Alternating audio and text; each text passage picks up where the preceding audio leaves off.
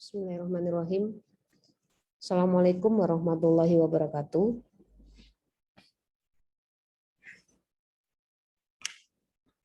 Waalaikumsalam. Ya, sebelum kita memulai kuliah kita pada hari ini, alangkah baiknya kita berdoa terlebih dahulu agar Allah Tuhan Yang Maha Esa memberikan kita keberkahan, kemuliaan untuk ilmu yang bermanfaat. Ada yang bisa memandu untuk memimpin doa?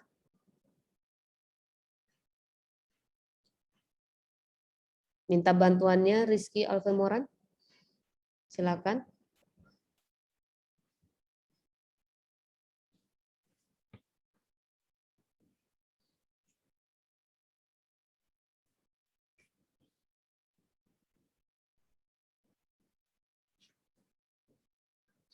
Rizky Alfemoran ada?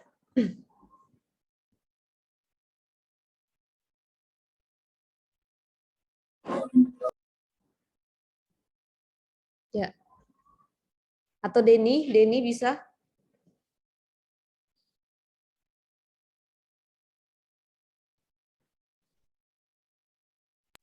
Baik Bu. Ya. Silakan.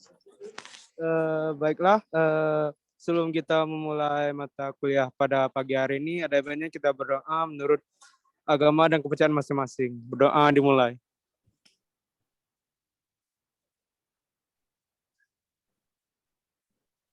Berdoa selesai. Baik, terima kasih Denny sudah memandu doa kita pada siang hari ini ya. Oke, ini mau menuju tengah hari. Biasanya yang berat itu adalah kuliah menuju tengah hari sampai kuliah siang nanti. Ya. Nah, tapi Anda harus bertahan ya, karena ini bagian dari tanggung jawab Anda ya untuk bisa menyelesaikan gelar, mendapatkan gelar S1 Psikologi. Itu yang selalu harus Anda ingat. Oke. Kemarin pembahasan kita tentang apa ya? Ada yang ingat?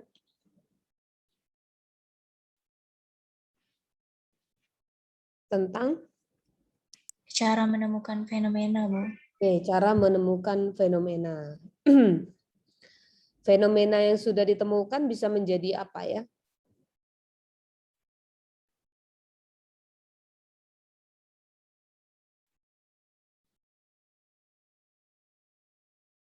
Fenomena yang kita temukan itu bisa menjadi apa?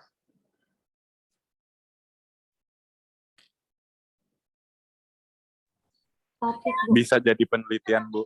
Oke, baik, terima kasih. Raffi sama siapa tadi yang duluan tadinya ya, bisa menjadi topik penelitian. Ya, jadi topik penelitian. Fenomena itu bisa dicari di mana?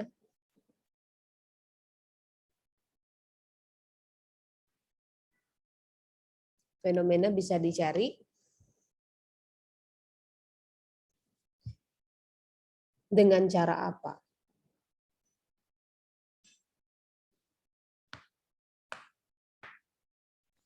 Observasi ke lapangan, Bu.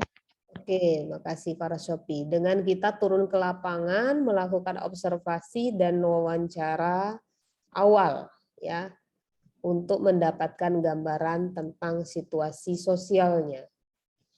Oke, benar ya para Shopee ya.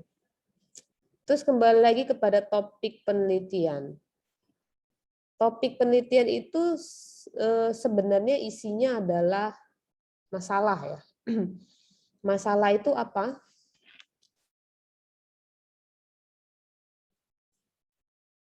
Topik penelitian itu pasti berangkat dari suatu masalah yang Anda temukan fenomenanya di lapangan.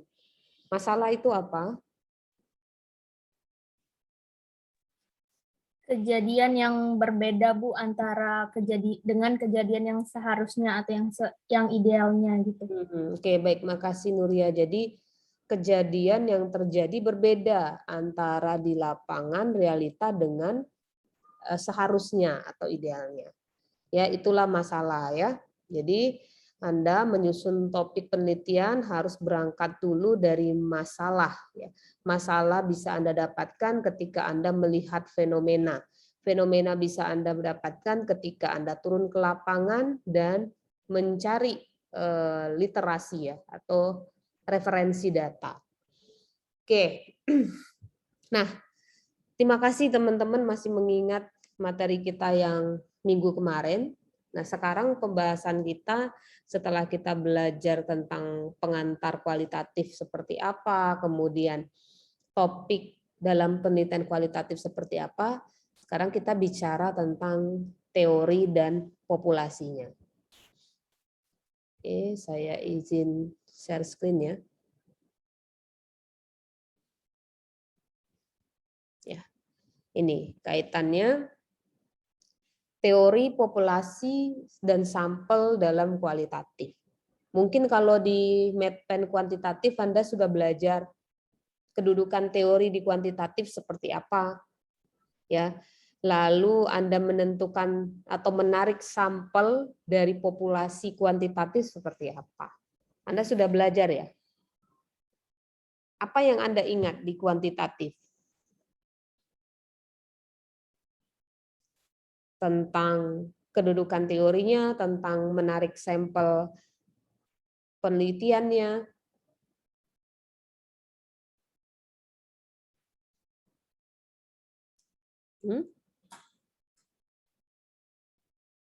Lupa?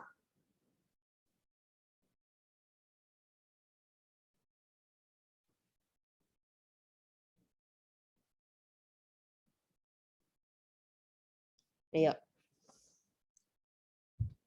Teknik sampling yang Anda ingat di kuantitatif apa? Teknik sampling. Cara menarik sampel dari populasi.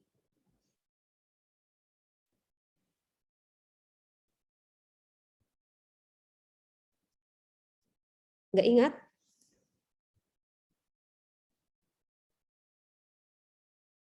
Snowball, Bu. Snowball. Snowball itu apa? Kasih Sabila, memancing teman yang lain. Snowball sampling apa?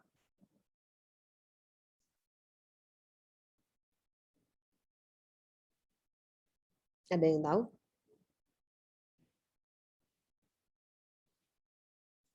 Snowball itu bola salju ya. Snowball, bola salju. Nah, itu istilahnya maksudnya apa ya? Bola salju. Oke. Mungkin Anda ini ya, bukannya tidak tahu tapi sempat lupa ya. Karena Medpen kuantitatifnya semester berapa? 3 atau 4? Nah, semesternya pun juga lupa semester berapa? 4 ya. Oke, kuantitatif semester 4. Mungkin lewat materi ini Anda juga bisa mengingat-ingat kembali kedudukan teori, populasi, dan sampel kuantitatif seperti apa. Oke, sebelum kita mengarahkan arah pendekatannya, kita harus pahami dulu ya teori itu apa sebenarnya. Ya, kedudukan teori dalam kualitatif seperti apa itu populasi dan sampel. Kalau dalam kualitatif populasi disebut apa, kalau dalam kualitatif sampel disebut apa, dan bagaimana teknik pengambilan sampel kualitatif, itu ya.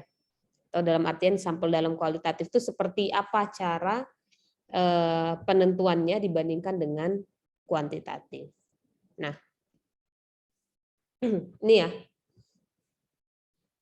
Oke, sebelum saya ke sini, Anda tuh kan kalau kuliah selalu ditanya ya sama dosennya, teorinya apa? Ya, enggak? Emang yang kalian pahami tentang teori itu apa sih sebenarnya?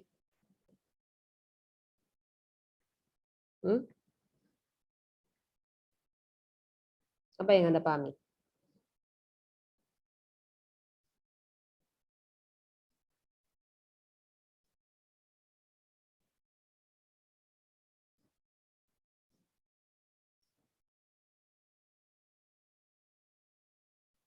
Ya, apa?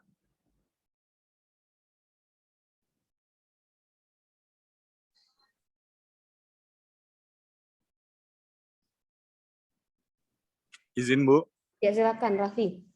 kalau menurut kami Buka sih. Ya, gimana? apa Bu? Sorry. Oke. Ya silakan. Kalau menurut kami teori Bu, itu tuh landasan keilmuan yang udah diuji secara alamiah, dalam artian tuh sebelum melandaskan suatu teori itu sudah ada penelitian atau survei yang mendasari teori tersebut. Oke. Makasih Raffi. Raffi bilang teori itu adalah landasan konsep ya, atau mungkin suatu penjelasan yang itu sudah ada landasan yang jelas, ada dasar yang jelas kenapa itu bisa bisa tercetus konsepnya ya, artinya sudah melewati proses penelitian yang ilmiah atau pengamatan yang ilmiah ya, sehingga peneliti itu atau seseorang itu mampu mengungkapkan suatu konsep yang akhirnya menjadi teori yang bisa kita pakai untuk bisa menjelaskan fenomena. Ya, enggak, kalau misalnya Anda melihat kok ada remaja nih melakukan perilaku berisiko nih. Kenapa remaja tuh lebih rentan melakukan perilaku berisiko? Nah, anggaplah itu adalah suatu fenomena yang Anda temukan, gitu ya. Bagaimana Anda bisa menjelaskan untuk bisa menjawab mengapa remaja demikian lebih berisiko untuk melakukan kenakalan remaja dibandingkan anak-anak ya, tahap perkembangan anak-anak ataupun orang dewasa? Bagaimana Anda bisa menjelaskannya? Ya enggak? Apakah selama ini Anda pakai common sense? Common sense itu ya cuman apa yang Anda tangkap, apa yang Anda pahami, apa perspektif Anda gitu. Tapi kalau teori itu adalah kedudukan yang lebih tinggi dari sekedar common sense ya, dari sekedar perspektif pandangan. Tuh. Sehingga ketika Anda dalam dunia akademisi diuji oleh penguji skripsi, Anda tidak bisa hanya sekedar pakai common sense. Ya. Anda harus bisa menjawabnya dengan teori yang jelas. Mengapa remaja itu lebih rentan melakukan perilaku-perilaku yang sifatnya berisiko. Nah, itulah gunanya Anda belajar, ya kan? Itulah gunanya Anda memahami teori-teori, ya, karena teori itu ya landasannya ya dari proses yang ilmiah yang sistematis untuk menemukan suatu kebenaran. Ya, jadi kalau Anda mencari kebenarannya lewat common sense, cari kebenarannya lewat omongan orang, cari kebenarannya lewat tokoh-tokoh terkenal, ya itu masih sifatnya subjektif. Nah, sedangkan kalau teori dia sudah berusaha untuk mendekati objektivitas ya, suatu kebenaran. Gitu. Jadi teori ini penting untuk menjelaskan fenomena sebenarnya. Oke. Nah, semua penelitian itu bersifat ilmiah ya. Nggak ada tuh yang penelitian tuh nggak pakai metode yang ilmiah ya, yang sifatnya sistematis, direncanakan dan melalui prosedur yang jelas ya. Oke. Oleh karena itu semua peneliti dia harus berbekal teori. Ya. Dia harus punya pandangan yang jelas, konsep yang jelas ya dalam mengungkap suatu permasalahan. Jadi peneliti juga harus pinter. Peneliti juga harus banyak belajar. Peneliti harus juga banyak memahami tentang kebenaran-kebenaran yang ada secara objektif ya, bukan subjektif. Nah, jadi kalau menurut Popper dan Schindler itu teori adalah seperangkat konsep ya, konsep ya atau gagasan ya. Bisa juga definisi dan proporsi yang tersusun secara sistematis sehingga bisa digunakan untuk menjelaskan dan meramalkan fenomena. Ya, ingat ya, fenomena itu apa? Adalah situasi yang terjadi dalam lingkup sosial yang belum bisa dijelaskan.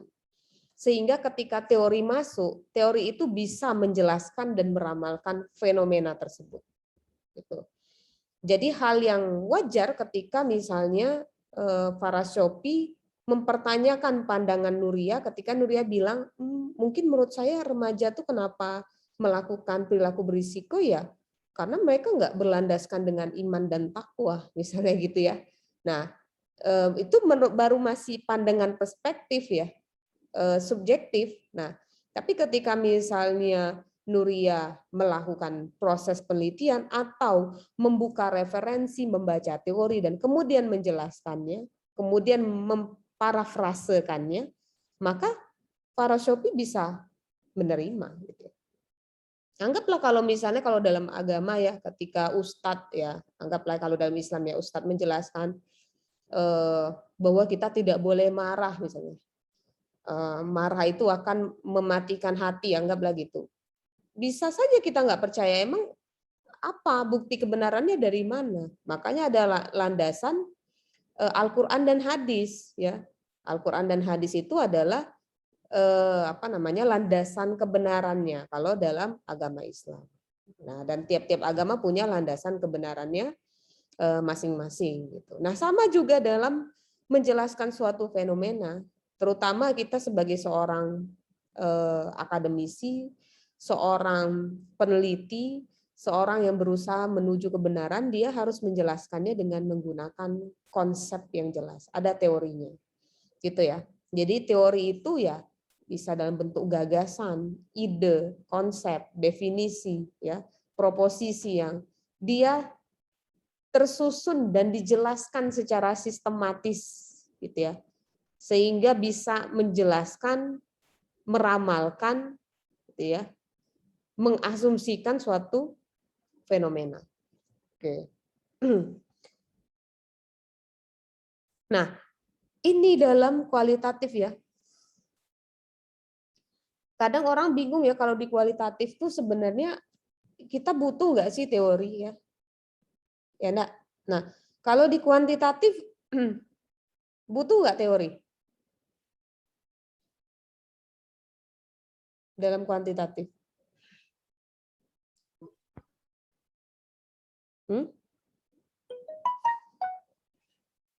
Butuh ya?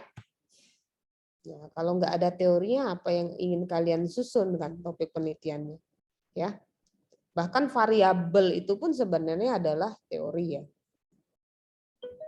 Oke. Nah, dalam penelitian kualitatif masalah itu terus berkembang yang seperti saya jelaskan di awal ya. Sebelum turun ke lapangan masalahnya A, pas selesai dari lapangan masalahnya berkembang, atau dari masalahnya tetap bisa masalahnya berubah. Gitu. Maka kedudukan teorinya pun juga sementara. Ya. Bisa jadi Anda bikin bab 2 kajiannya tentang misalnya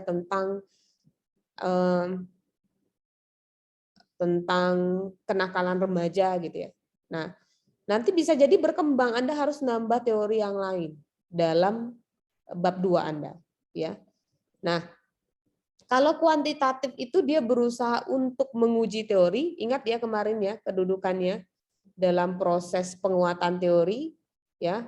Kuantitatif itu berusaha untuk memperkuat teori yang sudah ada atau gagasan yang sudah ada. Jadi kuantitatif itu yang menguatkan teorinya, menguji teorinya. Makanya kalau Anda penelitian, teorinya harus ada dulu. Ya, memang apa yang mau kalian uji sebenarnya? Apa yang ingin Anda mantapkan? Ya. Makanya kan di awal selalu dikatakan topiknya harus duduk ya. Judulnya harus duduk ya, karena di dalam judul itu ada teorinya. Ya. Kalau Anda tidak duduk teorinya, maka Anda mau mengasumsikan apa? Anda mau menguji apa sebenarnya? Ya. Nah, kuantitatif itu teorinya yang diuji. Teorinya yang mau dikuatkan. teorinya yang mau dimantapkan. Sedangkan dalam kualitatif kita tuh nggak mau memantapkan teori, tapi kita mau menemukan konsep atau gagasan. Atau bahkan kalau orang S3 ingin membentuk suatu teori atau menemukan teori baru dalam menjelaskan suatu fenomena. Gitu loh. Ya. Jadi beda ya, kuantitatif dia uji teori yang sudah ada, kualitatif itu dia menemukan teori. Dia membangun suatu konsep baru. Makanya kadang dalam kualitatif tuh nggak perlu banyak teori. Ya. Yang penting situasi sosialnya apa. Karena itulah yang akan kita jadikan konsep gagasan. Ya. Kalau jumlah teori dalam kuantitatif itu ya, banyaknya adalah sejumlah variabel yang diteliti. Ya, kalau misalnya variabelnya ada 2, ya teorinya ada 2, teori utamanya. Ya kan? Hubungan employee engagement dengan kepuasan kerja. Ya, anggaplah gitu. Ya ada 2, berarti ya tentang teori employee engagement dan kepuasan kerja. Ya. Nah, itu jadi jumlahnya akan sama itu. Variabelnya 3 teori utama juga yang akan dibahas. Tapi kalau kualitatif, berapa teori yang dibutuhkan? Sebanyak fenomena yang ingin Anda dalami. Situasi sosial apa yang ingin Anda dalami, itulah yang perlu Anda cari. Ya kan? Nah, anggaplah contoh yang kemarin apa? Kok saya lupa ya yang kalian sudah ceritakan beberapa topik penelitian yang ingin Anda angkat. Kemarin itu siapa ya? Kelompoknya Wahyuni bukan? Judulnya apa kemarin? Yang sudah saya yang sudah saya coba rapikan cara berpikirnya. Yuk.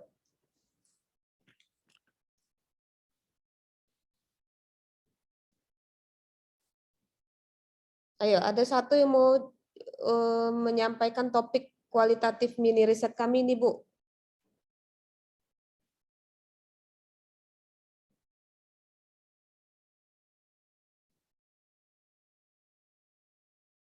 Ada?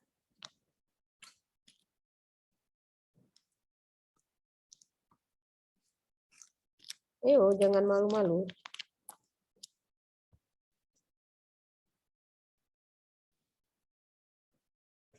Enggak ada?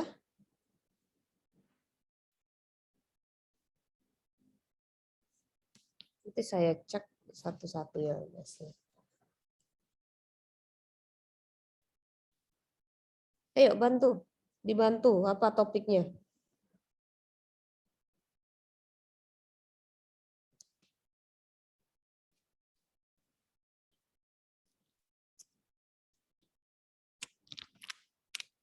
Izin Bu, saya Bu. Ya apa Sabila?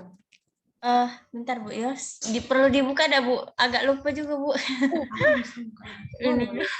Soalnya ini Bu, saya satu kelompok itu kan kemarin Ibu nyuruh 2 fenomena ya Bu. Cuman dari kami masing-masing anggota tuh tetap nyumbang 2-2 gitu Bu. Oh ya, apa yang paling kalian sepakati apa ininya, fenomenanya? Apa dibuka? Dibuka boleh, kalau lupa dibuka.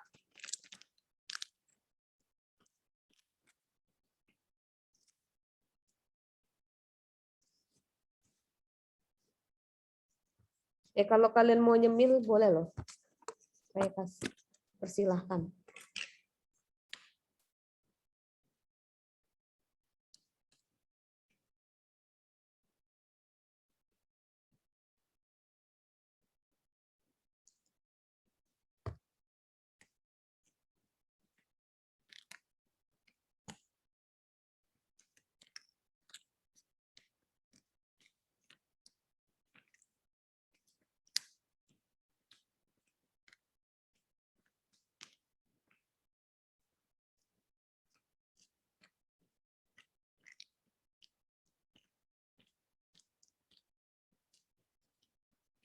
Sebentar ya, Bu. Ya.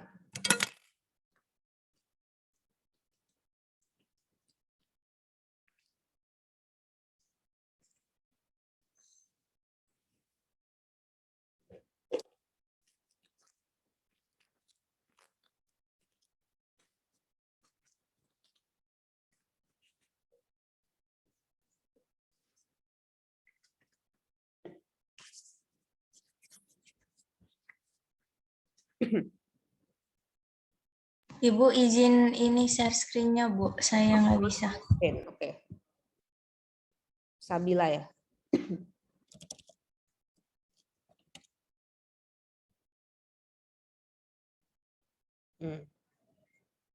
Yuk.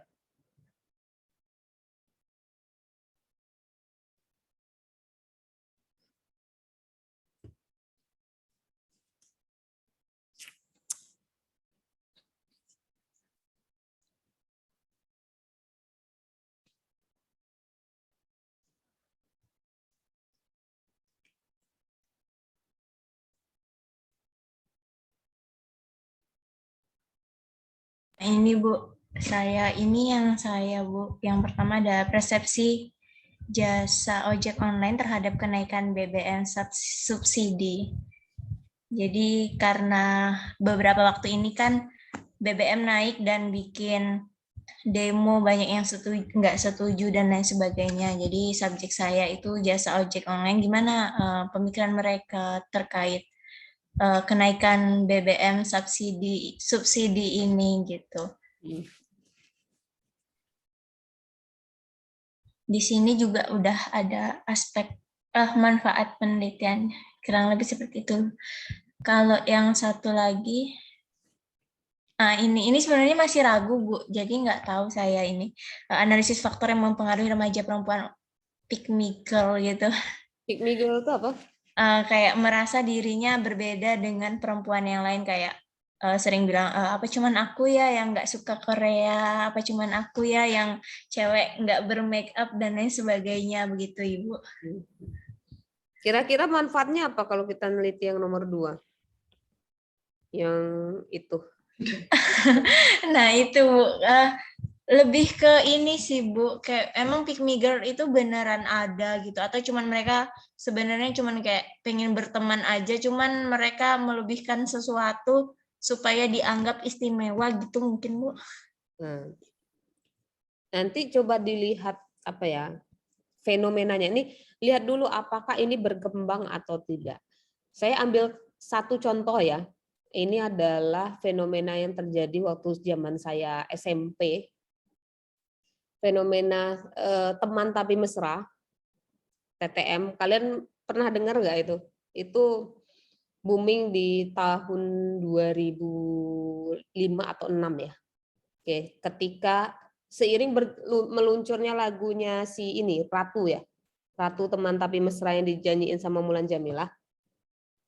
Oke.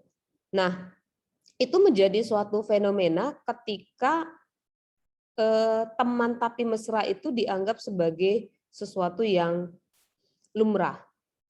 Jadi orang defense pertemanan itu perselingkuhan itu defense perselingkuhannya menganggap bahwa Allah ini kan aku berteman. Jadi antara teman dengan selingkuh itu menjadi beda tipis, gitu. Hampir tidak bisa dibedakan. Nah, ini menjadi fenomena atau permasalahan dalam hubungan ya. Kalau dalam psikologi sosial kan ada terkait relationship ya. Nah, ini bisa kita gali karena efeknya lumayan besar. Coba kalau misalnya jangan inilah pacaran, enggak usah pacaran. Ke ini hubungan suami istri lah, ya kan keluarga gitu.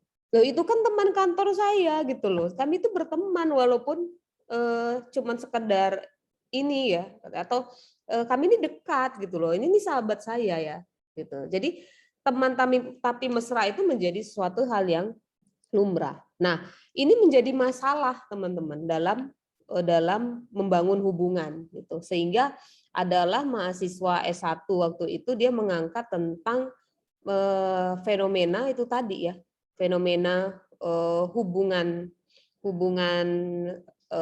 relationship terkait teman tapi mesra itu. Ya, nah sekarang yang pick me girl ini apakah menjadi permasalahan yang meluas gitu di masyarakat. Gitu. Atau hanya baru 1 atau 2 orang yang mungkin sifatnya tidak terlalu merugikan gitu ya. Nah, kira-kira berdampak tidak dalam lingkup sosial? Menjadi suatu permasalahan nggak yang perlu kita cari tahu jawabannya? Atau hanya sekedar itu adalah rasa ingin tahu kita saja? Ya, bukan sesuatu yang butuh kita jelaskan. Bayang nggak sih sampai sini? Iya Bu, berarti nggak cocok sih Bu, karena masuk ke dalam sebenarnya pengen tahu aja sih faktor gitu. Nggak apa-apa Sabila, asalkan pick me girl-nya ini berdampak ke mana dalam konteks situasi sosial. Gitu. Apakah itu akan mengganggu relasi pertemanan, ya, atau berdampak pada yang lain? Gitu. Itu harus kita cari dulu, ya, permasalahan apa atau situasi sosialnya ya. Nah itu tadi mengganggu nggak dalam relasi pertemanan? Mengganggu tidak dalam proses kehidupan yang lainnya. Nah, itu ya. Terus yang apa namanya persepsi ya, persepsi jasa ojek online terkait kenaikan BBM subsidi. Persepsi ini konsumennya, persepsi dari konsumennya atau persepsi dari itunya Bu, jasa ojeknya Bu, yang ojeknya bukan konsumennya. Dari ininya ya. Ya, persepsi atau sikap? Sikap apa namanya? Disebutnya apa ya itu? Pengguna layanan ya atau driver. Sikap driver ojek online terhadap kenaikan BBM. Itu nggak maksudnya? Karena sikap itu kan nanti arahnya ada sikap positif, ada sikap negatif. Nah, positif yang dimaksud seperti apa, negatif yang dimaksud seperti apa, itu yang ingin digali.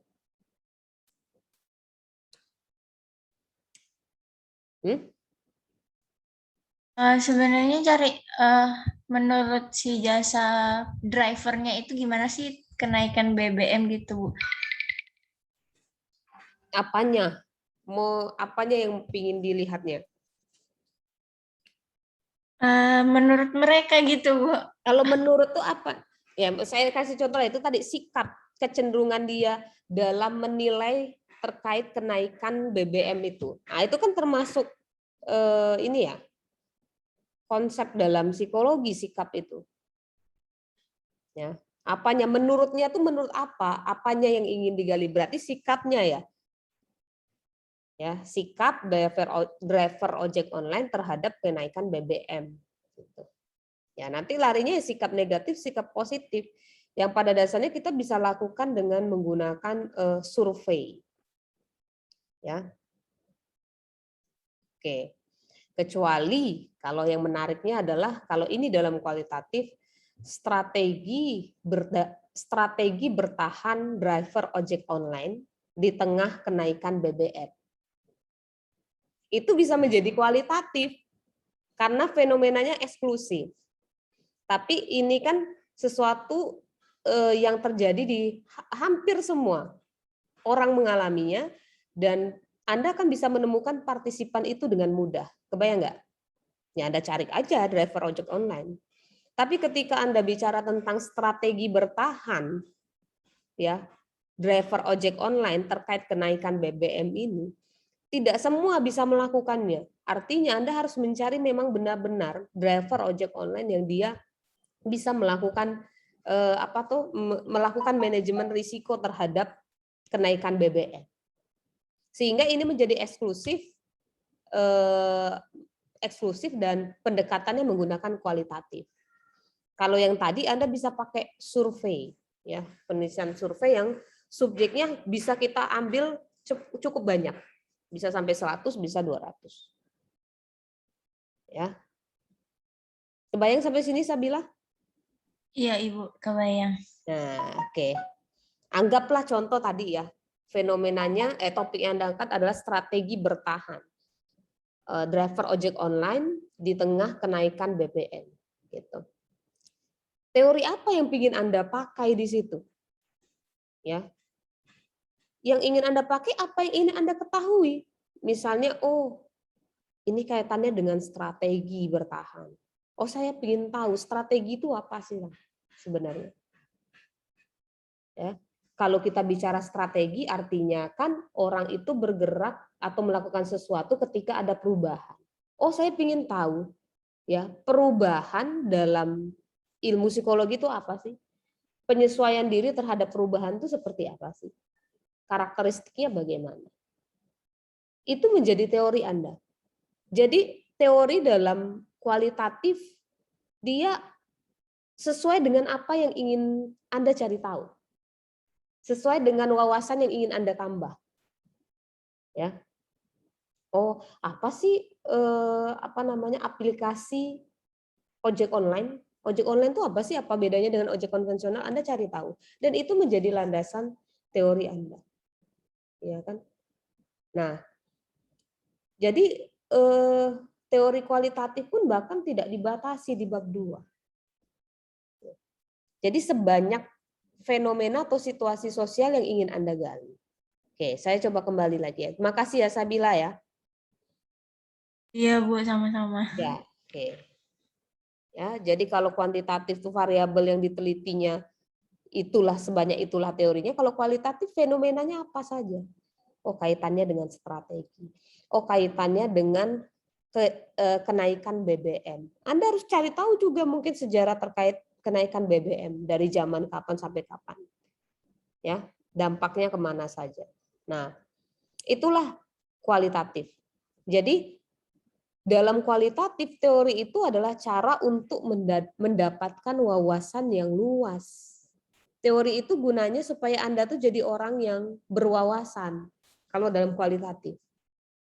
Ya.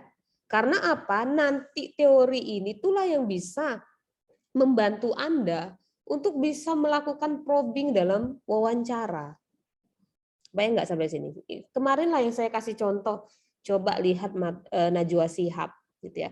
Kalau dia nggak punya wawasan luas, dia nggak akan bisa membawa proses diskusi itu dengan baik. Ya.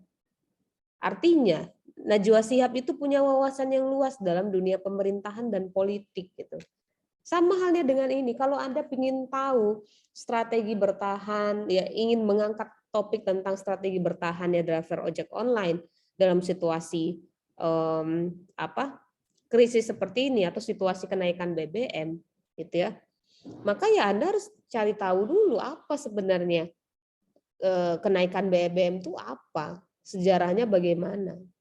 Ya ojek online itu apa, bedanya konvensional apa, gitu ya. Bagaimana proses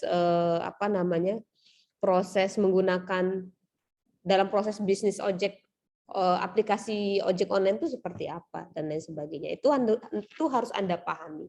Karena nanti peneliti itulah sebagai instrumen penelitiannya, bukan kuesioner, bukan pencatatan data observasi, ya, bukan alat ukur, Anda sendiri yang menjadi instrumennya. Anda sendiri yang diharapkan untuk bisa mengumpulkan data. Kalau dalam kuantitatif itu kan yang diharapkan untuk mengumpulkan data adalah kuesionernya. Makanya Anda harus analisis dulu validitasnya bagaimana, reliabilitasnya bagaimana. Kan gitu kan yang dibilang Pak Jerpa. Karena kita bergantung pada alat ukurnya. Tapi di sini kita nggak bisa bergantung dengan instrumen apapun kecuali Anda sendiri. Sehingga Anda sendirilah yang harus ditambah wawasan pengetahuannya. Nah, maka itulah kedudukan teori itu. Di situ kalau dalam kualitatif. Ya. Sedangkan kalau dalam kuantitatif ya kedudukannya itu adalah kita mau memperkuat asumsi kita. Ya, memperkuat asumsi kita untuk membuktikan bahwa teori itu benar. Ya, kan kita menguji teorinya. Nah, oleh karena itu teorinya harus jelas dalam kuantitatif. Kalau kualitatif bebas teori yang Anda angkat sesuai dengan fenomena yang ingin Anda dalami sehingga wawasan Anda nambah. Itu kalau kualitatif. Nah, Meskipun peneliti kualitatif itu diminta punya wawasan yang luas, punya pandangan yang luas, ya, tapi ketika dia sudah turun ke lapangan, dia harus melepaskan semua teori yang dia pikirkan itu. Ya, loh, kayak mana sih Bu? Kita sudah disuruh punya wawasan, tapi pas sudah turun ke lapangan teorinya dilepas. Ya, nah. Jadi sebenarnya adalah itu tadi ya. Kalau Anda tetap memegang kuat teori ketika Anda melakukan wawancara, yang ada Anda nanti mengarahkan ya fenomena yang ada di situ, situasi sosial yang ada di situ, dan partisipan yang ada di situ mengarahkan kepada teori yang seharusnya. Bayang nggak maksud saya? Karena pada dasarnya kualitatif itu mau menemukan teori. Kalau Anda bawa-bawa teorinya, nanti yang ada Anda terpaku pada teorinya. Oh, resiliensi ini, terus nanti tanya satu lagi, aspek berikutnya. Ya, mending Anda pakai aja kuantitatif, pakai kuesioner. Ya. Tapi ini benar-benar Anda tidak mau mengarahkan si partisipan itu untuk menjawab sesuai teori. Biarkan dia lepaskan. Ya. Ini anggaplah satu contoh kalau orang yang tetap menggunakan teori. Oh gitu ya, tapi Bu kalau dalam tahap perkembangan ya Bu, kalau yang dijelaskan menurut Erikson ya, harusnya tahap usia 13 tahun itu sudah begini-begini. Nah di Ibu tuh kayak gitu ya. Nah itu namanya dia belum bisa melepaskan teori. Ya, Anda biarkanlah partisipan itu menceritakan apapun, yang Anda gunakan hanyalah wawasan untuk memahami orang tersebut. Gitu. Jadi jangan menggali informasi dari orang lain sesuai dengan apa yang kita harapkan. Itu maksudnya melepaskan teori itu. Ya, oke.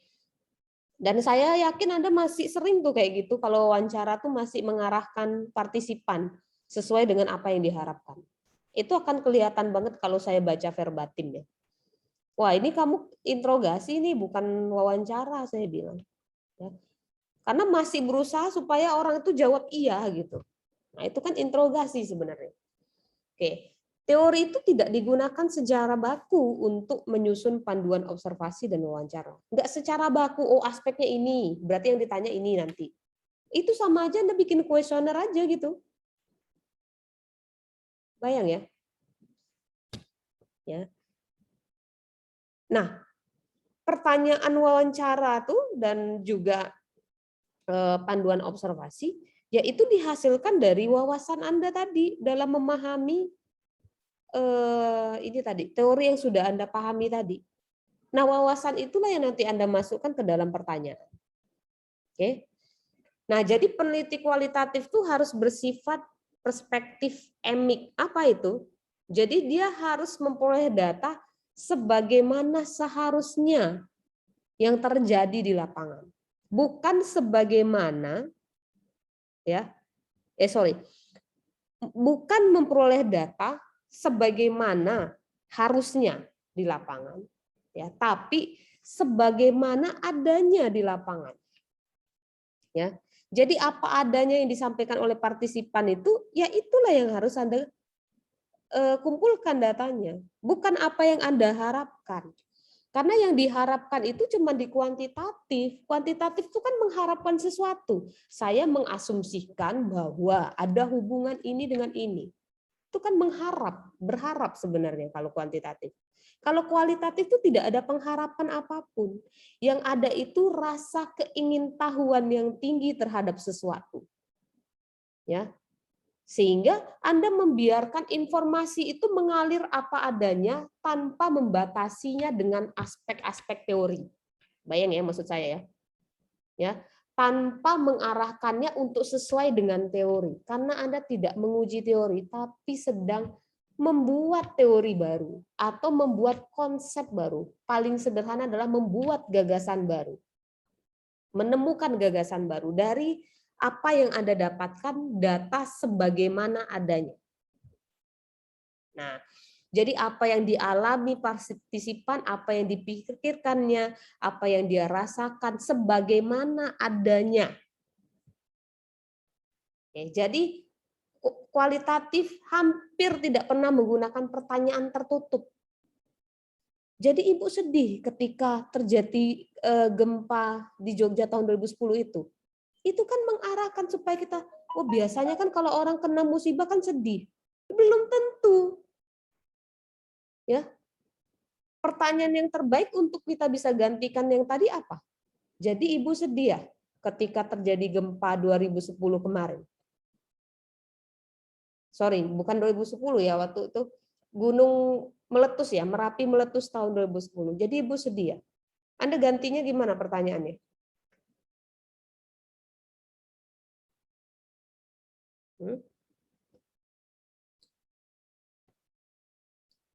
Coba. Jadi Ibu sedih ya ketika Merapi meletus tahun 2010 dan menghancurkan rumah Ibu. Ya. Ada? Apa digantinya apa pertanyaannya? Izin, Bu. Ya silakan Jenny. Mungkin bisa diganti dengan bagaimana perasaan Ibu ketika kejadian Merapi itu gitu. Baik, terima kasih Jenny. Bagaimana yang dirasakan oleh Ibu? Apa yang Ibu rasakan ketika saat itu ya jam 6 maghrib Merapi itu meletus ya dan menghancurkan rumah Ibu. Ya. Ya. Karena tidak semua orang merasakan sedih. Ada loh menariknya tuh ya dari yang saya pernah baca penelitiannya. Partisipan itu yang penyintas ya dari bencana alam. Dia menjawabnya dengan syukur.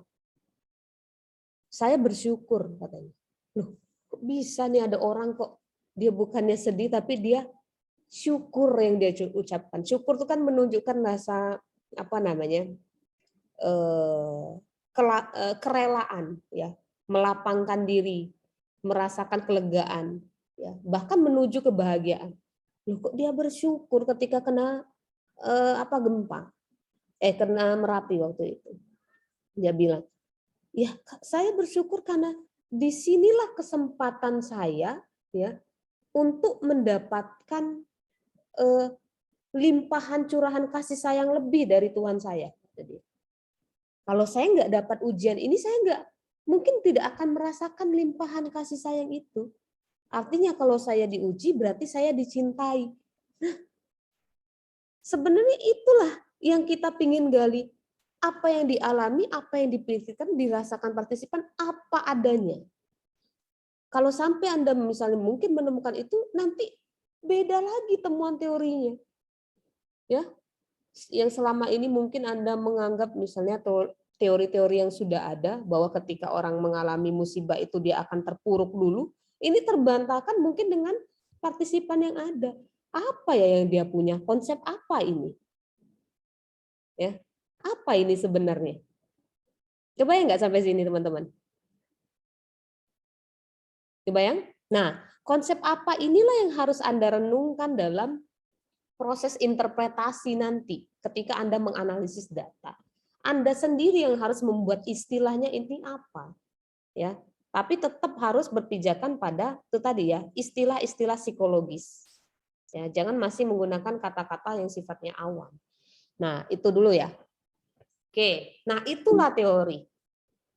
Itulah kedudukan teori. Oke, sampai sini terkait teori ada yang mau ditanyakan?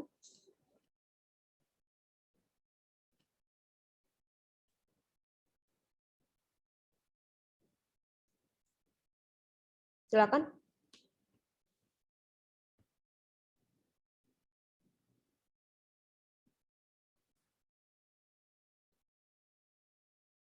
Tidak ada?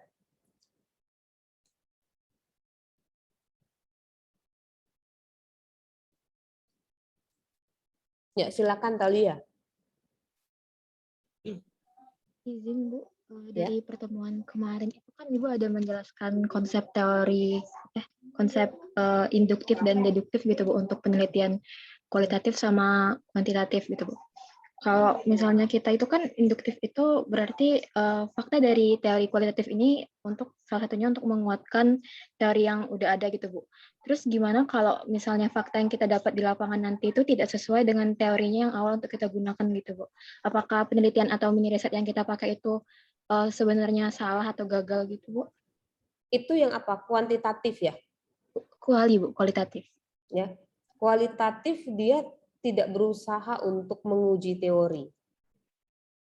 Jadi berpikir induktif itu adalah dari semua data yang tersebar kemana-mana. Kan kemarin kan kita ada nyoba tuh. Coba ayo asa otak dulu. Ini ada jantung berdebar, tangan keringat dingin. Nah itu kan adalah pecahan-pecahan situasi sosial yang Anda dapatkan di lapangan. Kemudian Anda kumpulkan, Anda kategorikan, masukkan ke dalam tema, ya tema emergen, dan akhirnya menjadi suatu gagasan. Itulah menarik kesimpulan secara menyeluruh. Itu berpikir induktif, ya. Beda dengan kuantitatif, dia deduktif dari yang menyeluruh tadi, yang konsep besar itu tadi dipecah-pecah. Ya, diturunkan menjadi aspek, terus Anda bikin itemnya, indikator perilakunya, situasi sosialnya kayak apa nih perilakunya nih nanti, sehingga jadi alat ukur, ya. Dan kualitatif dia tidak menguji teori, bahkan dia menemukan konsep baru, ya. Kebayang ya sampai sini ya Thalia ya. Ya saya coba luruskan lagi. Jadi kualitatif dia menemukan konsep baru. Ya, apa yang dia dapatkan sebagaimana adanya data itulah yang dia sampaikan. Ya. Tapi apakah sudah bisa menjadi suatu teori? Belum tentu, makanya masih sekedar konsep atau gagasan. Nah, konsep dan gagasan ini harus diperkuat oleh siapa? Siapa yang bisa menguatkannya? Yaitu tadi penelitian kuantitatif. Makanya ada asumsi. Ya. Asumsi atau pandangan untuk memikirkan bahwa seharusnya tuh begini ya. Nah, itu kita uji teorinya, menguji teori. Ya, jadi kalau kualitatif ketika Anda mau menggali tentang resiliensi pada korban di mana tuh? Kalau sekarang tuh apa ya? Anggaplah korban gempa bumi lah gitu ya. Yang terjadi gitu ya. Nah, kalau resiliensinya beda dengan resiliensi di dalam teori yang sudah ada ya nggak masalah. Karena seperti itulah temuan yang ada. Ya. Begitu ya, Thalia ya. Oke, ngerti Bu, terima kasih. Ya, sama-sama. Ada lagi? Oke, kalau tidak ada, kita lanjutkan lagi. Nah, sekarang kita bicara tentang populasi dan sampel penelitian ya. Oke. Nah, ini ya. Jadi ya populasi itu adalah wilayah generalisasi. Ya. Wilayah generalisasi terkait subjek atau partisipan yang memiliki kualitas dan karakteristik sesuai penelitian kita. Ya, kita mau bahas tentang prestasi belajar pada siswa kelas 3 SMA misalnya, ya, maka ya populasinya ya siswa kelas 3 SMA dengan sesuai karakteristik penelitian kita. Siapapun itu siswa kelas 3 SMA itu. Ya. Nah, itulah populasi. Nah, tapi menariknya dalam kualitatif tidak ada yang namanya populasi.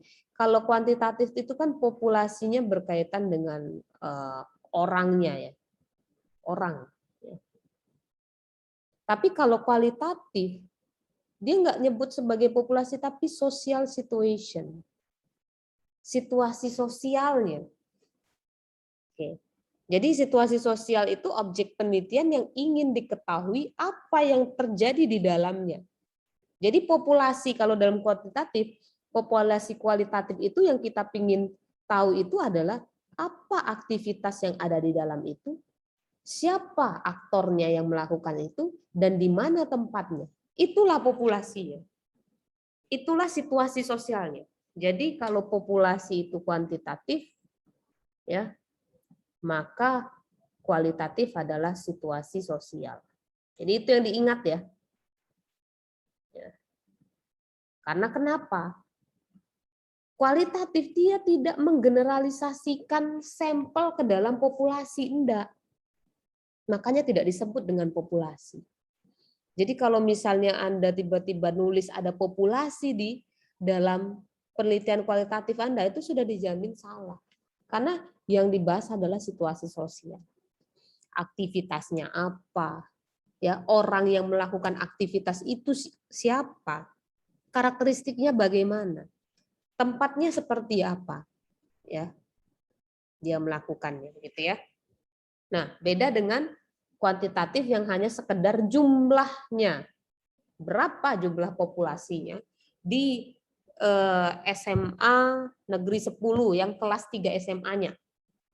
Nah, misalnya Anda ingin teliti tentang prestasi belajar siswa, anggaplah semua ya, prestasi belajar siswa SMK. Ya, siswa SMK 1. Ya.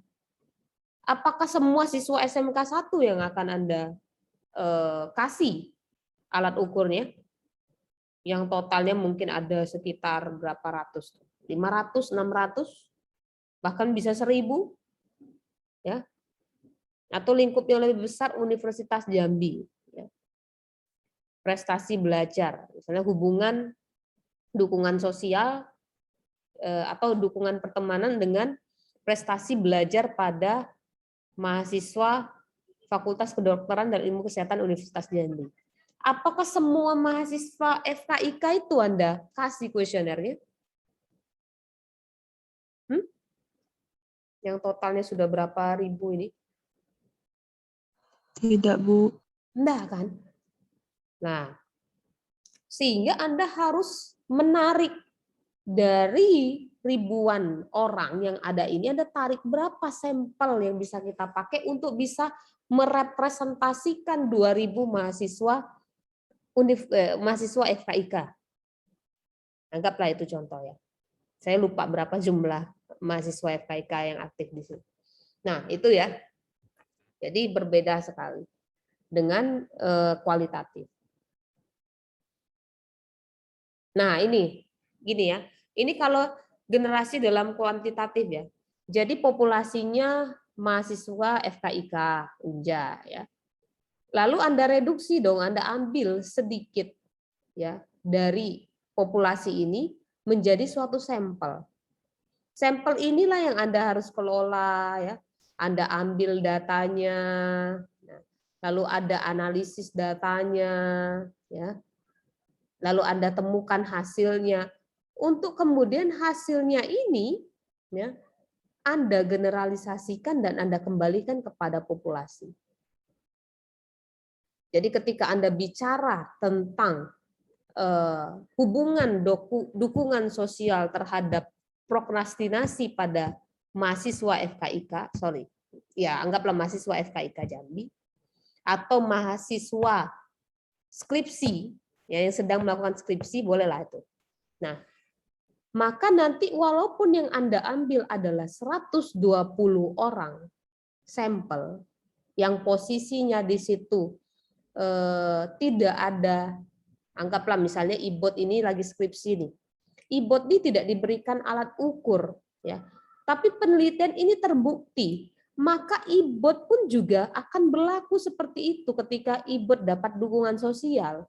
Ya, maka dia cenderung prokrastinasinya tidak terlalu tinggi. Ya, ketika hasil ini terbukti ya jika ada hubungan.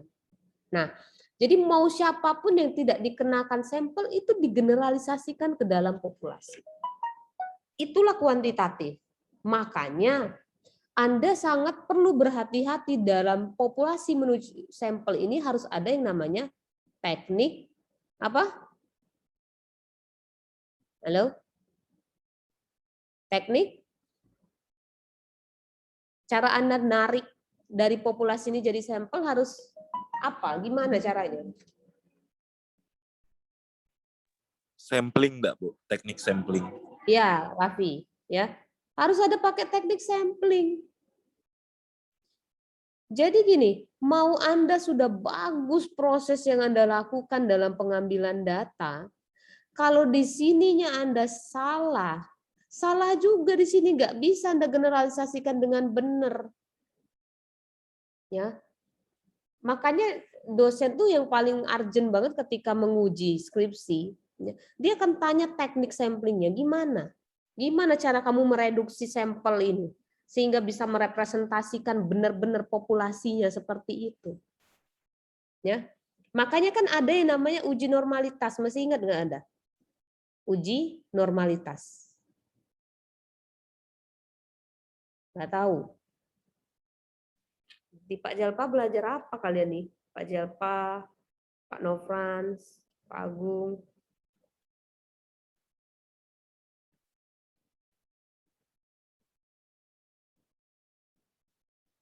Uji normalitas itu ya kita memastikan sebenarnya apakah sampel yang sudah kita tarik ini ya dia normal nggak? Sebenarnya merepresentasikan populasi dengan baik atau tidak? Nah, kalau dia tidak normal tapi hasilnya signifikan, apa yang terjadi teman-teman? Dia signifikan bahwa ada hubungan, tapi datanya tidak normal. Hasilnya gimana kesimpulannya, ada yang tahu?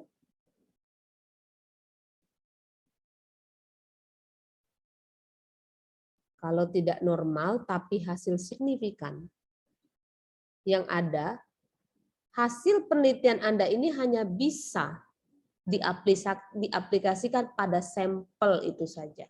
Nggak bisa digeneralisasikan ke sini. Sayang nggak kalian sudah capek-capek meneliti 3 bulan, 4 bulan, ujung-ujungnya iya sih ada hubungan, tapi hubungannya cuma untuk sampel ini saja. Karena secara representasi dia sebenarnya belum bisa mewakili secara utuh populasinya. Karena datanya tidak normal. Jadi teman-teman hati-hati banget ya dalam menentukan teknik sampling dan cara mengambil data yang benar.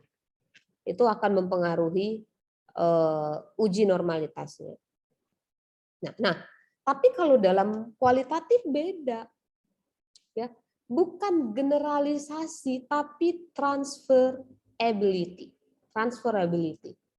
Jadi hasil penelitian yang sudah didapatkan bisa ditransferkan pada situasi sosial yang hampir mirip di konteks yang berbeda. Ya. Anggaplah misalnya ini tadi ya, kasus masalah resiliensi pada korban ini ya bencana Merapi 2010. Anda teliti, Anda dapatkan beberapa konsepnya. Nah, ini bisa Anda transferkan ke dalam situasi sosial yang mirip.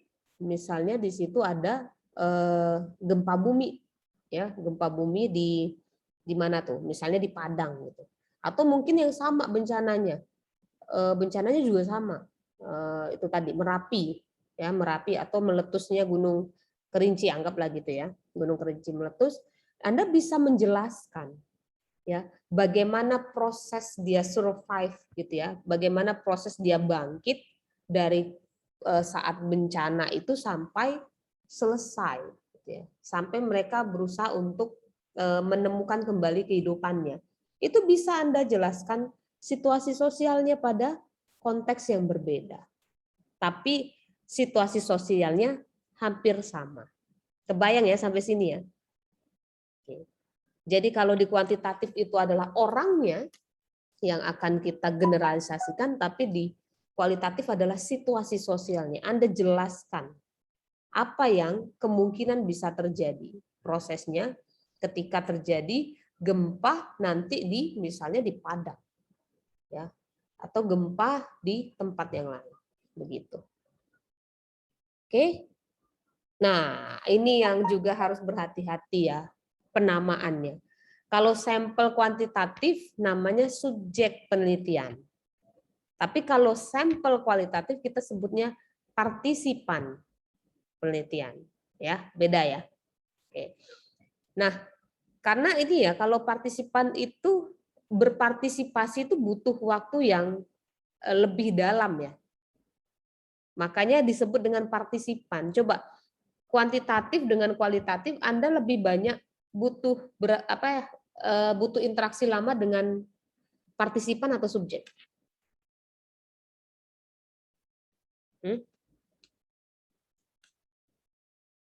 Kalau disuruh untuk berinteraksi, mana yang kiranya Anda akan mendapatkan informasi mendalam? Subjek kuantitatif atau partisipan kualitatif? Partisipan, Bu. Partisipan ya kalian. Karena apa? Karena di situ partisipannya itu dia dengan sukarela harus berpartisipasi untuk menyelesaikan penelitian itu. Entah nanti Anda sudah diwawancara, Anda wawancarai sekali, minggu depannya Anda wawancara lagi. Habis minggu depannya Anda wawancara, Anda datang ke rumahnya melihat situasi sosial yang ada. Anda observasi rumahnya. Ya. Mungkin Anda lihat foto-foto kejadian waktu itu. Jadi interaksinya lebih dalam dari sekedar subjek penelitian. Makanya disebut sebagai orang yang berpartisipasi. Karena kalau berpartisipasi itu butuh effort lebih, ya, gitu. Jadi sampel kualitatif juga bukan disebut sampel statistik. Ya, kalau kuantitatif disebut sampel statistik. Kalau kualitatif disebut sampel teoritis. Karena tujuan penelitian kualitatif dia menghasilkan suatu konsep atau gagasan. Atau kalau paling tingginya teori. Ya, jadi sebutannya adalah sampel teoritis.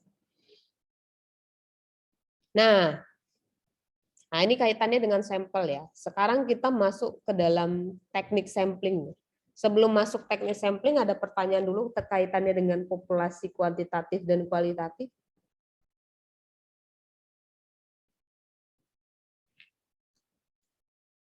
Belum? Kalau belum ada, kita lanjut ke teknik sampling. Nah, saya berharap Anda masih ingat teknik sampling yang diajarkan oleh Pak Jelpa, Pak Nov, dan Pak Agung. Mungkin saya coba refresh lagi. Jadi teknik sampling itu ada dua ya, probability sampling sama non-proba. Ya, dari bahasanya istilahnya aja udah jelas tuh, probability. Ya, ada peluang. Kalau non-proba dia nggak punya peluang, dia nggak punya kesempatan. Ya. Nah, jadi kalau probability sampling, pengambilan sampel yang dia memberikan peluang yang sama, setiap anggota yang ada di populasi itu bisa jadi sampel. Ya. Jadi Ibu Thalia itu tuh sebenarnya punya kesempatan untuk jadi populasi. Tuh. Nah, sedangkan kalau non probability itu dia tidak diberikan kesempatan. Dia nggak dikasih peluang yang sama, ya, di mana anggota populasi itu bisa menjadi sampel.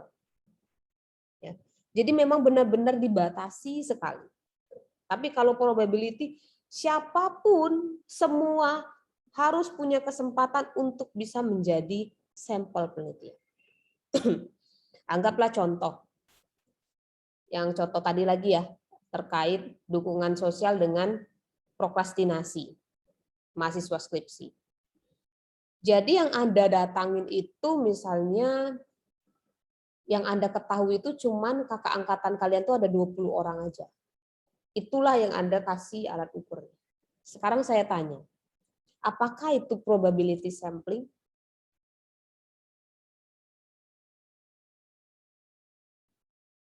Yuk, probability sampling nggak itu? Jadi Anda datang, yang Anda tahu itu cuma 20 mahasiswa skripsi tingkat akhir, dan kemudian Anda tetapkan, ini aja deh yang jadi sampelnya. Probability sampling nggak itu?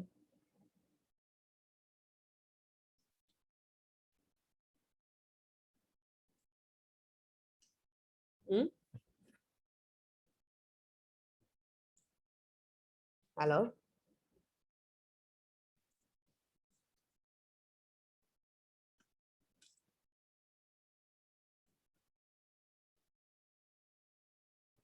Atau bingung? Bu, bisa diulangin enggak, Bu, pertanyaannya, Bu? Oke, jadi misalnya gini, saya mau melakukan penelitian nih, Raffi, ya, tentang hubungan dukungan sosial dengan prokrastinasi mahasiswa skripsi FKIK Unja.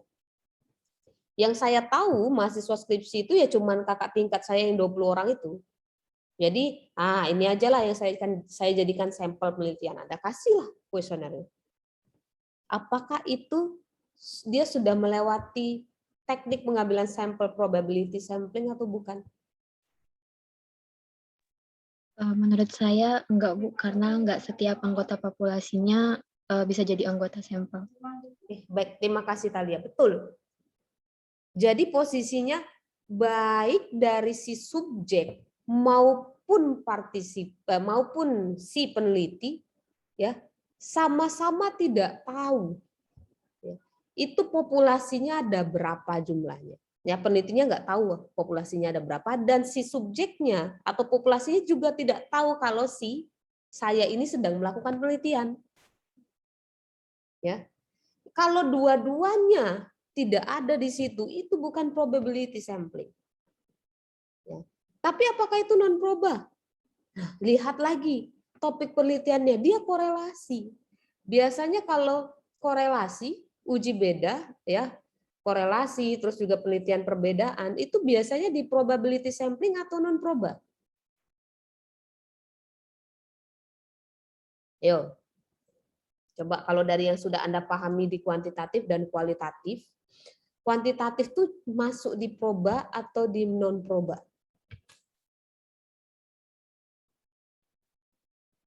Proba, Bu, karena berdasarkan subjek yang dibutuhkan dan itu memungkinkan untuk semua populasi untuk ikut dalam penelitian. Ya, baik, makasih Raffi. Karena memungkinkan banyak subjek itu ikut gitu loh. Artinya temanya mungkin tidak terlalu eksklusif situasi sosialnya. Sedangkan di dalam kualitatif dia punya situasi sosial yang eksklusif. Ya. Fenomenanya tuh eksklusif, makanya dibatasi. Makanya saya bilang kemarin, oh enggak semua orang LGBT. Enggak semua orang mengidap HIV. Enggak semua orang rumahnya hancur karena gempa. Artinya itu eksklusif. Ya. Sedangkan mungkin orang yang prokrastinasi karena masalah skripsi bisa enggak ada temuin dengan mudah. Orang yang prokras. Masalah skripsi. Ya, kalau saya sebagai pembimbing bilang banyak. Ya. Prokrastinasi skripsinya. Nah, artinya ketika dia korelasi atau maksudnya kuantitatif, ya gunakan probability sampling seharusnya. Ya. Karena populasinya tuh ya maksudnya tidak terbatas ya. Dalam artian banyak gitu. Jadi ketika dia pakai probability sampling tapi posisinya dia tahu 20 mahasiswa tingkat akhir dan dia berusaha untuk tidak cari tahu berapa jumlah mahasiswa yang sedang melakukan skripsi, maka teknik secara penggunaan teknik dia sudah salah. Dan itu yang sering dilakukan oleh mahasiswa yang melakukan skripsi. Ya. Saya tanya, benar nggak kamu sudah pakai teknik itu? Ya, kamu pakai random sampling beneran? Iya, Bu, saya pakai random sampling, Bu. Apa coba buktikan kalau kamu pakai random sampling? Ya. Dia kayak gitu ceritanya. Dia kenalnya dengan siapa, 20 itulah dia kasih. Nanti dia cari tahu lagi, oh saya kenal juga dengan baru dia kasih. Pertanyaannya dia tahu nggak jumlah mahasiswa tingkat akhir di tahun ini? Nggak tahu dia. Gimana dia mau tahu populasinya ada berapa? Ya, kebayang ya sampai sini ya. Nah, jadi itu ya. Probability sampling dan non probability sampling tergantung juga pada jumlah populasi dan situasi sosialnya. Jadi kalau non proba itu lebih eksklusif fenomenanya, kalau probability sampling ini biasanya populasinya banyak. Atau fenomena yang mungkin umum terjadi pada masyarakat. Nah, ini ya. Teknik sampling, probability sampling dengan non proba itu ada banyak jenisnya ya. Ya, ada yang modelnya simple random sampling. Ini yang kadang sering dipakai mahasiswa. Random sampling, Bu. Dia bikin random sampling tapi tidak random. Ya nggak sih maksud saya? Jadi yang benar tuh gimana, Bu? Yang benar itu adalah ketika Anda benar-benar tahu berapa jumlah populasinya. Kalau simple random sampling ya. Berlaku untuk semuanya ini ya. Nih, ini harus tahu dulu semua populasinya ada berapa. Kalau secara ini Anda tidak tahu populasinya berapa, itu udah dijamin salah secara teknik. Ya, tekniknya udah salah. Kalau Anda bicara nih, kalau yang simple random sampling, ya, Anda itu mengumpulkan data berapa populasinya, ya, habis itu Anda undi. Bayang nggak sampai sini? Ya, saya pernah memperhatikan seorang peneliti yang melakukan random sampling untuk subjek anak sekolah kalau nggak salah ya anak sekolah. Ya, kebutuhan untuk penormaan alat ukur CPM waktu itu. Jadi dia pakai random sampling. Jadi itu data siswa anak kelas 654 itu kalau nggak salah 654 SD itu dikumpulkan. Kemudian dia bikin kayak main cap cip cup. Jadi setiap 5 kali gimana ya, absen dia pilih kelipatan 5 berarti itu yang diambil. 1 Sonia berarti Sonia, 2, 3, 4, 5 Nuria berarti Nuria yang diambil. 6 tidak, 7 tidak, 8 tidak, 9 tidak, 10 Febi ambil. 11 tidak, 12 tidak, 13 tidak, 14 tidak, 15 Ulja ambil. Itu baru random sampling. Karena setiap orang punya kesempatan untuk jadi sampel. Coba kalau misalnya si peneliti tadi dia nggak dapat data siswa kelas 4C, misalnya 4C. Jadi ada 4A, B, C. Yang C dia nggak punya. Apakah 4C itu dia punya kesempatan untuk menjadi sampel? Enggak. Dan itu sudah merusak teknik random sampling. Kalau dia mau pakai random sampling, 4C juga diikutkan untuk cap cip cup. Ya, ada yang modelnya kayak gitu, pakai kelipatan, ada yang modelnya dia pakai julo-julo tahu ya? Pakai undian, dikocok-kocok keluar. Oh ini. Lagi sampai jumlahnya 150. Itu random sampling. Jadi selama ini kalau mahasiswa itu saya tanya dan dia pakai random sampling, hampir saya tidak menemukan dia tuh benar-benar pakai random sampling. Jadi secara teknik aja masih butuh apa ya namanya? Perbaikan. Oke. Nah, itu ya simple random sampling atau pakai proportionate stratified random sampling. Ya. Jadi modelnya ini adalah subjek I-nya ini enggak terlalu homogen tapi proporsional. Ya. Anggaplah misalnya di dalam di dalam divisi ya ada divisi operasional, divisi administrasi keuangan, kemudian ada HRD anggaplah gitu ya. Dia nggak terlalu homogen di dalamnya situ. Di situ adalah yang bapak-bapak usianya 50 tapi ada anak mudanya juga. Ya, di sini ada S1, ada yang S3. Tapi secara jumlahnya tuh proporsional. Oh, divisi operasional ada sekitar 40, HRD-nya ada sekitar 35. Ya. Terus di dalam sini ada 30. Nah, itu proporsional secara jumlah. Nah, itu boleh kalau misalnya Anda mau pakai proportionate stratified random sampling. Ya. Dia punya strata misalnya. Strata anggaplah misalnya strata S1, S2 dan S3.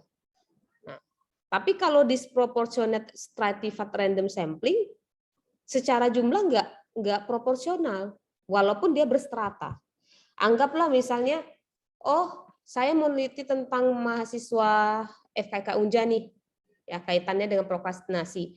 Jadi diambillah angkatan 2021, 2020, 2018, 19, 18, 17. Tapi secara proporsi dia nggak proporsional. 2021 jumlahnya 200. Ya, 2020 jumlahnya 100. 2019 anggaplah contoh ya 80. Ya, yang 18-nya cuma 30. Proporsional nggak secara jumlah di tiap stratanya? Nggak proporsional kan?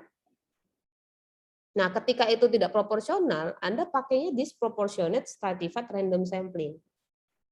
Ya. Nah, Atau modelnya pakai area cluster sampling. Jadi samplingnya berdasarkan daerah. Oh, saya mau melihat kemampuan literasi digital di digital immigrants di kota Jambi.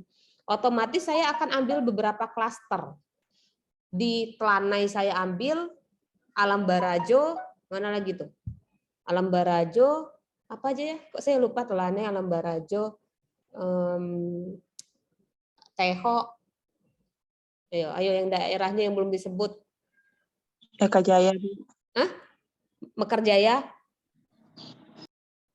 Apalagi kecamatannya? Kota Baru, Bu. Hah? Apa?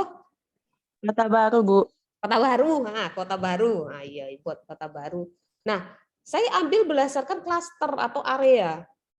Itu biasanya kalau populasinya sangat luas. Ya, kalau area klaster ini yang kalau misalnya Anda untuk biasanya penelitian survei. Nah, pakainya ini.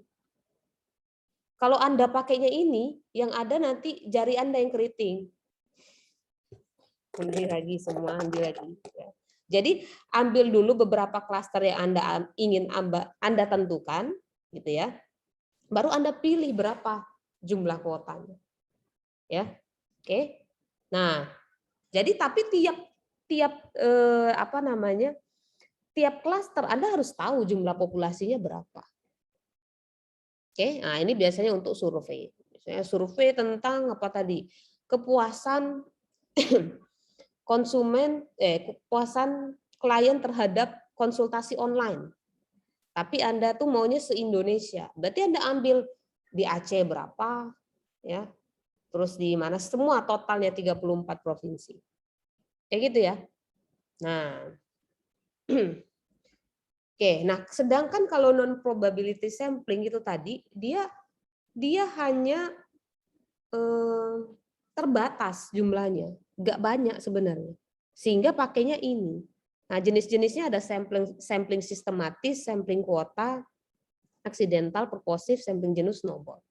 Nah, kalau sampling sistematis itu tadi, Anda tinggal ngurutin aja. Anda dapat berapa orang jumlahnya, Anda urutin. Saya mau ngambil 1 sampai 30. Ya. Atau saya cuma ngambil 1 sampai 5 orang aja dari yang ada. Itu sampling sistematis. Ya.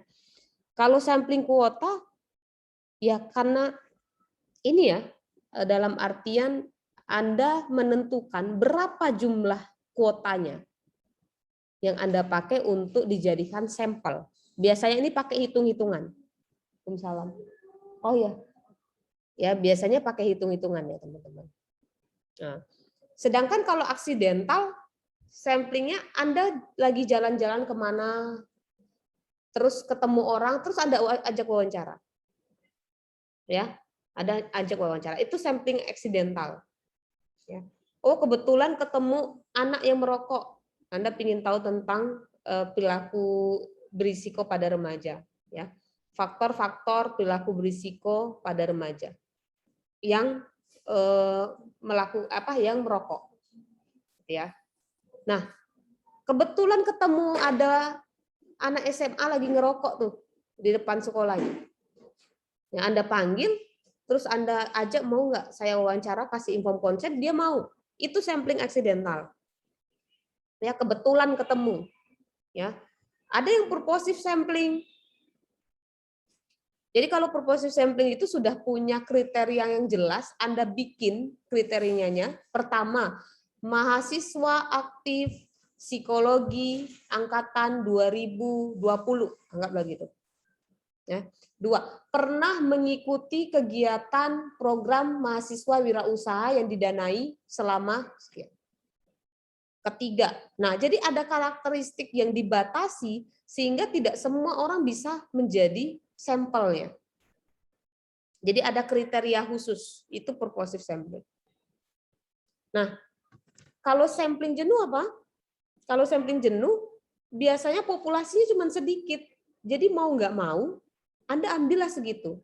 Yang paling mudah tuh contohnya kalau mahasiswa saya ngambil data di perusahaan. Bu, jumlah pegawainya cuma ada 40, Bu. Kayak mana? Ya sudah, kamu pakai sampling jenuh. Cuma 40 orang aja ada di situ. ya. Nah, terus ada yang namanya snowball sampling. Jadi Anda mencoba berusaha mencari partisipan penelitian berdasarkan koneksi dari partisipan yang lain. Ya, makanya seperti bola salju, lama-lama turun-turun jadinya menjadi bola yang besar. Oke, anggaplah contoh Anda pingin kasusnya apa nih? Misalnya pengidap HIV itu tadi ya, resiliensi pada penyintas HIV/AIDS atau thalassemia tuh yang kakak tingkat kalian. Anda nggak tahu siapa aja nih yang mengidap thalassemia. Kebetulan dapat satu tetangganya. Anda wawancarain terus tanya lagi, di mana ya saya bisa nemu lagi orang yang mengidap thalassemia. Terus dia jelasin ada tuh di sono. Pergilah Anda akhirnya ke daerah Kota Baru karena orangnya ada di situ. Anda ajak wawancara lagi, terus nanya lagi, oh izin Mbak Jenny, kira-kira ada lagi nggak ya yang punya pengalaman yang sama dengan Mbak Jenny? Terus Jenny jelasin, oh ada sahabat saya, oh tinggal di mana? Sahabat saya ada tinggalnya di sini, Patimura sono, daerah Simpang Ribu. Oh iya, saya ke sana. Nah jadi itulah snowball sampling yang awalnya Anda punya partisipan kepikirannya satu, tapi lewat koneksi partisipan yang lain Anda dapat 3, 4, 5. Tapi menariknya kemarin saya habis nguji mahasiswa. Dia bilang pakai teknik snowball sampling. Saya bilang mana snowball sampling yang kamu maksud? Ya. Jadi dia menjelaskan terkait perilaku merokok pada remaja waktu itu. Nah, yang dia dapatkan itu baru sekitar 15 siswa perokok. Terus dia tanya, siapa lagi ada enggak kawannya yang sama ngerokok juga? Iya, sama. Nah, saya titip lah nih yo, alat ukurnya kirimin ke kawannya yo. Dia tuh ngirim ke temannya untuk suruh ngisi. Snowball sampling enggak itu? Saya tanya. Kalau pada teman-teman deh. Snowball sampling enggak?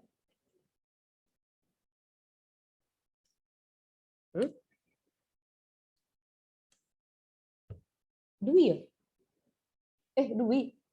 Bentar ya 5 menit lagi ya. Snowball sampling enggak itu?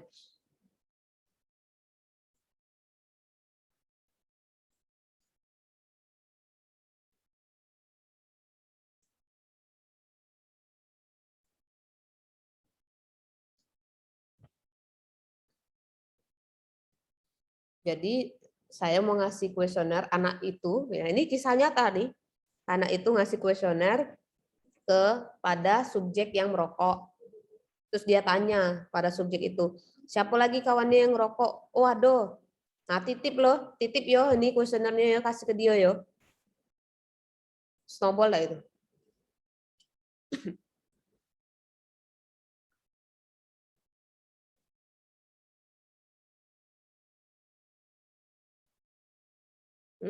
Terus kawannya pun yang sudah ngisi itu tadi ngasih lagi ke kawannya yang lain karena titipan dari kawannya yang pertama.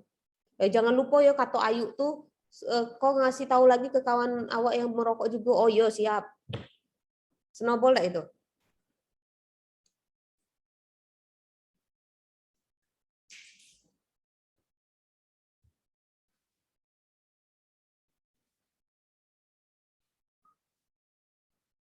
Apa Hana? Snowball lah itu Hana. Menurut saya iya, Bu. Iya. Oke. Kalau yang lain? Menurut kami enggak, Bu. Siapa Ibot ya? Ya kayak sepenangkapan kami dari penjelasan Ibu tadi kayak snowball tuh kayak bertemu langsung gitu nah Bu dengan subjeknya itu Bu. Yuk, baik, makasih Ibot. Benar. Ya, kenapa maksudnya itu bertemu langsung bukan karena pernyataannya harus bertemu langsung, tapi ada kaitannya. Kenapa kita harus yang turun ketika kita sudah dapat informasi dari partisipan A bahwa oh ini nih ada kawan saya ngerokok, pergi ke kantin belakang. Kita yang pergi, bukan subjeknya yang pergi ke kantin belakang, kita yang pergi, kita yang ke sana terus kita bertanya. Saya dapat informasi nih dari temanmu si A, ya. Tapi kamu tenang aja. insya Allah kami akan menjaga rahasia ini karena ini adalah penelitian ilmiah. Terus tunjukin inform konsennya. Ya. Jadi tujuan kami itu untuk melakukan ini. Nah, kira-kira kamu masuk nggak dalam kriteria ini? Ditanyain. Oh iya Kak. Nah, tolong ya diisi. Itu baru snowball sampling. Karena apa? Kalau kita tidak langsung turun ke sana, apakah kita bisa memastikan bahwa yang B ini itu adalah subjek yang kita harapkan? Emang benar-benar merokok, Dak Dio? Dari mana kita tahu? Ya. Akhirnya apa nanti itu akan mencoreng populasi, tidak merepresentasikan populasinya. Kebayang ya sampai sini ya? Nah, itu terjadi oleh kakak tingkat kalian yang sedang skripsi. Jadi kalau memang mau pakai snowball sampling, bukan titip-titipan. Tapi kita mencari koneksi, relasi untuk mendapatkan subjek atau partisipan baru. Itu yang benar. Ya. Jadi jangan sampai lagi nanti kalau misalnya Anda skripsi, saya tanya apa tekniknya snowball sampling, Bu? Coba jelaskan bagaimana kamu melakukan teknik itu. Ya. Nah, itu ya teman-teman ya. Nih, biasanya kalau dalam kualitatif dia menggunakan non probability sampling yang biasanya jenisnya purposive dan snowball. Jadi kalau purposive itu ada kriteria khususnya 1 2 3 4 5 dibatasi. Karena apa? Situasi sosialnya sangat eksklusif. Kadang juga pakai snowball. Kenapa snowball? Karena partisipannya pun sulit untuk didapatkan. Ya kan? Apalagi halnya yang sifatnya tabu. Ya, kayak yang saya kasih contoh tadi LGBT, siapa sih yang mungkin berani untuk speak up bahwa oh saya ini gay, oh saya ini lesbian. Kan enggak semudah itu. Ya enggak tahu ya sekarang udah semakin mereka sudah mulai semakin speak up untuk itu. Nah, tapi kalau yang masih dengan budaya yang sangat kental di daerah kita ini kan, ya di daerah timur, ketimuran kita, ya mereka masih menjaga. Otomatis kita yang harus mencari, ya. Oh coba kok ini kawanku yang lain ada, pergi be ke tempat gym ini. Nanti temui kawan saya yang itu yo, nah, baru dia pergi ke tempat gym itu. Nah itu snowball. Jadi kualitatif pakainya purposive, sampling dan snowball biasanya. Ya. Jadi kalau purposive sampling adalah teknik pengambilan sampel dengan pertimbangan atau tujuan tertentu atau karakteristik tertentu. Jadi karakteristiknya sangat eksklusif sehingga Anda batasi dengan kriteria-kriteria tertentu. Ya. Kalau snowball sampling adalah pengambilan sumber data yang awalnya sampelnya kecil, Anda cuma bisa dapat satu partisipan, tapi lama-lama bisa meluas, ya. Karena bisa jadi penelitinya kurang puas dengan data yang didapat. Oh, sudah dapat nih dari Hana nih, tapi saya masih butuh data baru lagi nih. Ya, gagasan baru lagi, akhirnya pergi lagi ke tempat yang lain. Dari rekomendasinya Hana. Ya. Jadi sebenarnya kalau snowball sampling dalam kualitatif bukan orangnya yang semakin besar. Ya, kalau bola salju kan dari kecil-kecil jadi besar, bukan orangnya tapi datanya yang semakin besar. Lama-lama menjadi besar. Ya. Kalau kuantitatif, N itu apa? Masih ingat ajaran Pak Jelpa? Kalau di kuantitatif, N apa?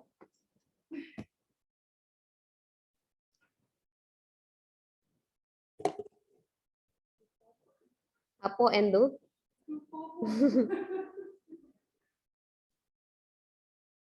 Jumlah responden, Bu. Nah, makasih Sabila. Jumlah responden. Untung ada Sabila ngomong. Kalau tidak selesai kuliah gitu. Ya. Jumlah responden. Kalau di kuantitatif N sama dengan anggaplah 180. Artinya apa? Jumlah respondennya 180 orang, Bu. Oke, makasih Bot. Berarti jumlah respondennya adalah 180. Tapi kalau dalam kualitatif, N sama dengan apa? Ya kan tadi jumlah responden. Kalau kualitatif, ini kuantitatif ya. Kalau kualitatif, N sama dengan?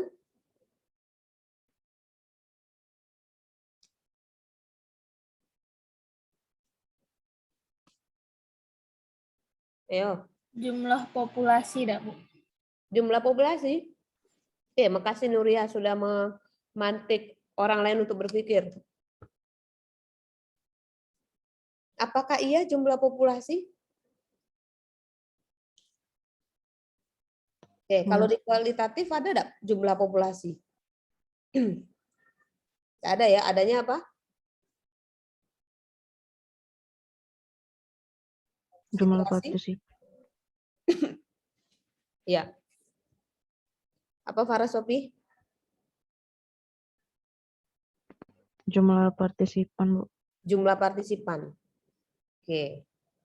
Yang ada di dalam situasi sosial. Ingat ya, karena populasi dalam kualitatif itu adalah isinya situasi sosial yang dalamnya ada aktivitas, aktor yang melakukannya, dan juga apa? Tempatnya. Itu baru populasinya kualitatif. Nah, berarti N-nya ini apa ya sebenarnya? Kalau secara populasinya bunyinya kayak gitu. Kan kalau di kuantitatif, populasi itu adalah orangnya. Kalau di kualitatif, populasi itu adalah situasi sosialnya. Berarti N-nya kualitatif itu adalah ini. Jumlah data yang kalian dapat. Semakin banyak data yang Anda dapat, semakin banyak N-nya. Ya. Jadi kalau dalam kualitatif itu nggak ada, berapa ya? Minimal Bu, 3 ya, 5 orang ya. Bu, kalau saya tidak pernah mematok ya. Bu, harus 5 ya partisipannya, nggak pernah saya. Saya pasti bertanya, kamu dari 2 orang tadi, Ulja sama Jenny, partisipan itu, kamu sudah dapat apa aja ini Bu? Kamu merasa kurang nggak datanya? Iya Bu, ini. Ya udah, coba kamu cari lagi. Jadi bukan masalah ditetapkan jumlah sampelnya, enggak. Tapi berdasarkan data yang sudah didapat. Kalau datanya kurang dan dari partisipan itu kita tidak mendapatkan lebih, maka Anda cari dari partisipan yang lain. Nah, itulah makanya yang dicari dalam kualitatif itu adalah jumlah datanya, bukan jumlah partisipannya. Kebayang sampai sini? Oke, ya. Nah, inilah yang dilakukan juga dalam snowball sampling, karena Anda tidak puas dengan data itu tadi, kurang ini datanya. Akhirnya Anda tanya lagi ke teman dia yang lain. Oke, ada pertanyaan sampai sini? Udah azan nih. Bentar lagi saya tutup, karena udah azan.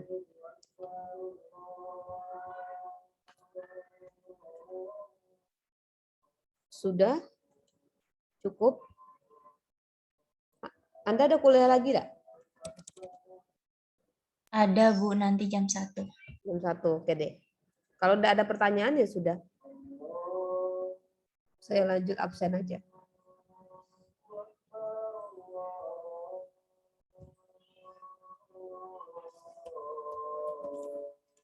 Kuliah apa kalian nanti? Desain pelatihan, Bu. Oh, oke.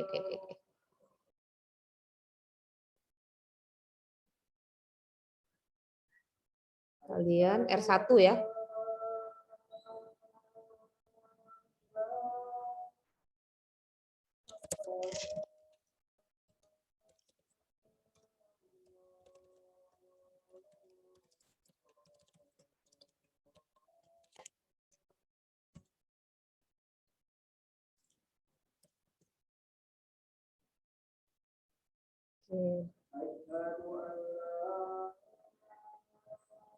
Nurul ada ya?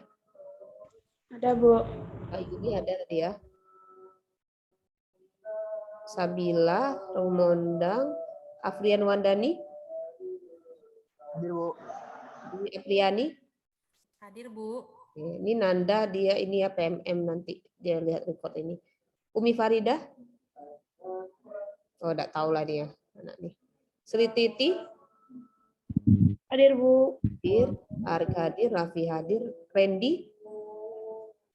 Hadir, Bu. Hadir, Agnes? Hadir, Bu. Hermana Agung? Hadir, Bu. Hadir, Resti? Hadir, Bu. Surya hadir, Tiara hadir, Farah Sophia hadir, Dinda Hadir, Bu. oke, Talia hadir, Rizky Alfamuran hadir, Feby hadir, Gillian hadir, Jenny hadir, Andika, Hadir, Bu. Ulja, Hadir, Bu. Aliza Salsabila hadir, Angelia Putri, Angelia, Angelia PMM, Bu. oh PMM ya, lah kok WhatsApp ya. Oh ya ini nanti dia bakal nonton ini. Hana Hanifah, PMM juga enggak kalau salah? Hadir, Bu. Oh, hadir. Amara hadir, Diva ada enggak? Saya belum sempat lihat Diva tadi. Hadir, Rizky Ramadona, Hadir, Bu. hadir Prisca, Hadir, Bu. Putri, PMM, Bu. oh PMM, Denny hadir ya. Oke, kalau sudah terima kasih teman-teman. Ya, Anda sudah bisa untuk menyiapkan diri untuk melihat situasi sosialnya dulu di lapangan sebelum nanti Anda menyusun guide wawancara. Ya. Nah, PR dulu lah. Anda silakan menyusun guide wawancara sebisa Anda. Ya, susunlah guide wawancaranya. Mungkin itu saja dulu. Saya ucapkan terima kasih. Selamat beristirahat. Untuk semuanya saya tutup. Wassalamualaikum warahmatullahi wabarakatuh.